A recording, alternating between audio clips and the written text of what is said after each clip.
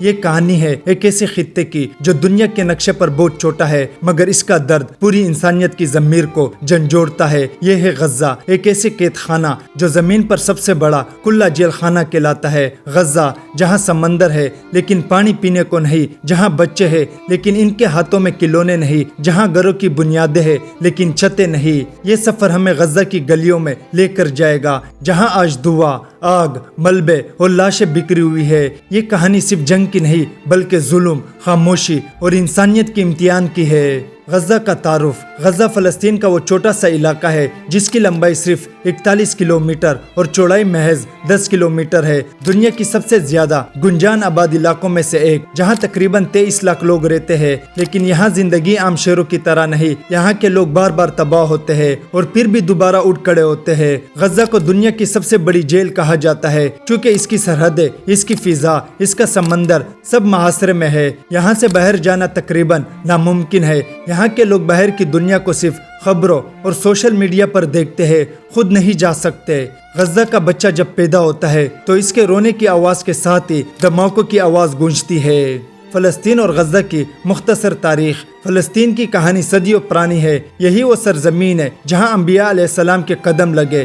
یہی بیت المقدس ہے جہاں قبلہ اول ہے، لیکن 20ویں صدی میں فلسطین کی تاریخ بدل دی گئی۔ 1948 میں اسرائیل کے قیام کے بعد لاکھوں فلسطینی بے گھر ہوئے، ہزاروں دیہات اجاڑ دیے گئے اور لاکھوں افراد پناہ گزینوں کیمپوں میں دھکیل دیے گئے۔ غزہ بھی انہی پناہ گزینوں کا مرکز بنا۔ آج غزہ کی 70% آبادی ان فلسطینیوں کی نسل ہے جنہیں اپنے گھر سے نکال دیا گیا تھا۔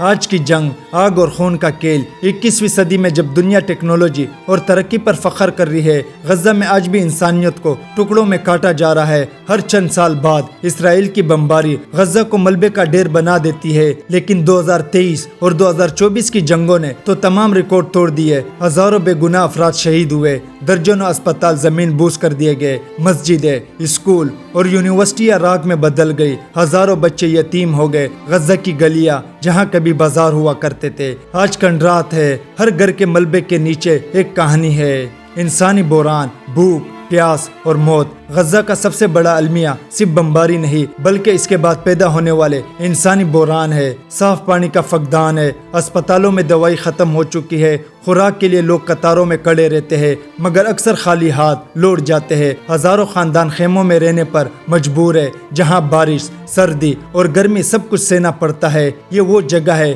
جہاں ماں کو اپنے بچوں کو سلانے کے لیے کھانے کے بجائے پانی دینا پڑتا ہے۔ یہ صرف ایک جنگ نہیں، یہ نسل کشی ہے۔ بچے سب سے بڑی قربانی۔ غزہ کے بچے اس جنگ کے سب سے بڑے شکار ہے۔ غزہ میں ہر 10 میں سے 7 بچے صدمے میں ہے۔ کسی نے اپنے ماں باپ کو کھو دیا، کسی نے اپنے دوست کو ملبے تلے دفن ہوتے دیکھا، کسی کا اسکول ہمیشہ کے لیے ختم ہو گیا۔ ان بچوں کی آنکھوں میں خوف ہے مگر ساتھ ہی عزم بھی ہے۔ وہ معصوم لبوں سے کہتے ہیں ہم اپنی زمین نہیں چھوڑیں گے، ہم اپنے شہداء کو بھولیں گے نہیں۔ عورتیں صبر کی علامت۔ غزہ کی عورتیں دنیا کی سب سے مضبوط عورتیں ہیں۔ یہ وہ مائیں ہے جو اپنے بیٹے کو کفن پہنانے کے بعد بھی کہتی ہے الحمدللہ میرا بیٹا شہید ہوا۔ یہ وہ بیویاں ہے جو اپنے شوہر کی لاشوں پر آنسو بہانے کے بجائے اپنے بچوں کو حوصلہ دیتی ہے۔ یہ وہ بہنیں ہیں جو کہتی ہے ہمارا بھائی گیا ہے لیکن ہم سب کھڑے ہیں۔ یہ عورتیں صرف خاندانوں کو نہیں بلکہ پوری قوم کو زندہ رکھے ہوئے ہیں۔ دنیا کی خاموشی، یہ سب کچھ ہو رہا ہے مگر دنیا خاموش ہے۔ بڑے بڑے ممالک صرف بیانات دیتے ہیں، عالمی ادارے قراردادیں بناتے ہیں مگر عمل کوئی نہیں کرتا۔ میڈیا زیادہ تر جھوٹا بیانیہ پیش کرتا ہے جہاں مظلوم کو ظالم اور ظالم کو مظلوم بنا دیا جاتا ہے۔